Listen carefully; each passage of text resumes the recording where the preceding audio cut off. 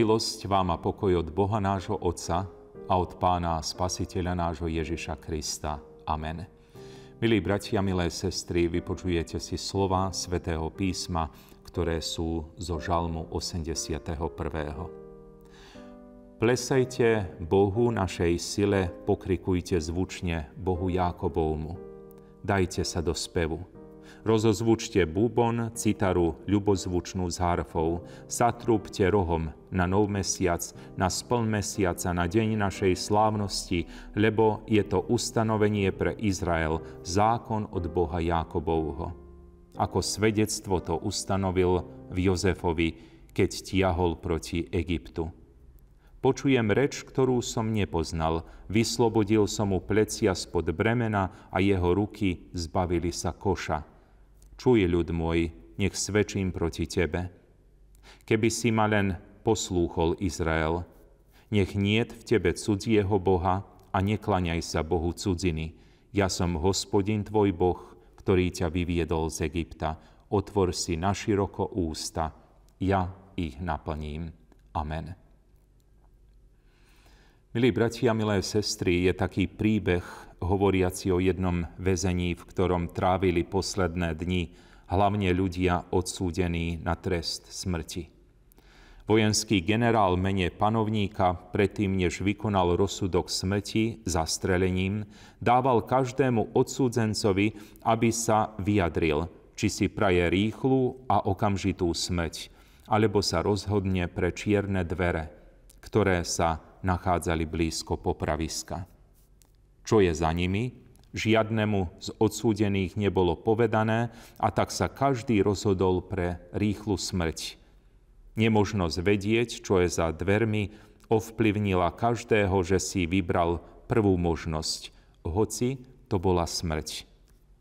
Strach z neznámeho, myšlienka, že je za dverami možno ešte väčšie utrpenie, než vyčkávať na smrť, nútila každého, že si zvolil umrieť. Čo však bolo za tými tajomnými dvermi? Raz sa toto kto si spýtal, niekto, kto nestal pred popravčou četou vojakov. Nuž za nimi je sloboda, pre ktorú sa však ešte nikdy nikto z odsúdených nerozhodol. Je to podobne aj v skutočnom živote, ako v tomto pravdepodobne vymyslenom príbehu. Cesta k slobode je značne kratšia a ľahšia, než si to človek neraz v strachu pred trestom myslí. Život časný je neraz poznačený tým strašným obrazom, ktorý o živote maľuje tento pominuteľný svet. A tak čo si človek v ňom zvolí? Nádej záchrany a života sa človeku neraz zdajú byť nedosiahnuteľné hodnoty. Mnohí sa preto jednoducho rozhodnú pre smrť. Cesta k záchrane však, ako aj v prípade spomínaných odsúdencov, je celkom jednoduchá, reálna a možná. Žiada si to pokorne zaklopať na dvere. Nie však hociaké. Sú to tajomné dvere poznačené tmavou farbou Kristovej smrti, ktorá však v skutočnosti pre nás neznamená odsúdenie, ale práve naopak znamená slobodu a nádej večného života. Kedysi pre izraelský národ, ktorý žil v dobe pred Kristovou milosťou, tými dverami boli zasľúbenia o Božej láske. Bolo ním radosné zasľúbenie, že sa Hospodin Boh zmiluje nad svojimi deťmi. Čo môže človek preto urobiť? Čo potrebuje človek urobiť?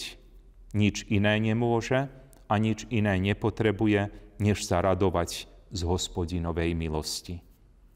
Ku takejto nádejnej radosti kedysi vyzýval svoj ľud aj písateľ 81. žalmu. Hoci život človeku neraz pripraví nejedno sklamanie a úder, Hospodin pozná príčinu, prečo sa kedykoľvek môžeme radovať. Vždy je k tomu rovnaký dôvod. Máme Hospodina, ktorý na nás dozerá a vyvádza nás zo všetkých ťažkostí, ako kedysi Izrael zo zajatia v cudzine v Egypte.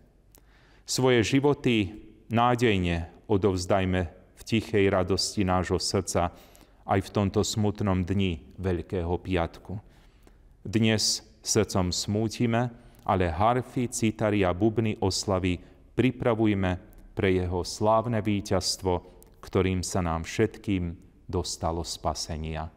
Amen. Pomodlíme sa.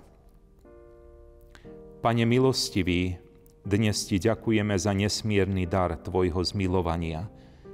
Ty si nepozeral na hriechy celého sveta, ale si sa odhodlal zomrieť za nás.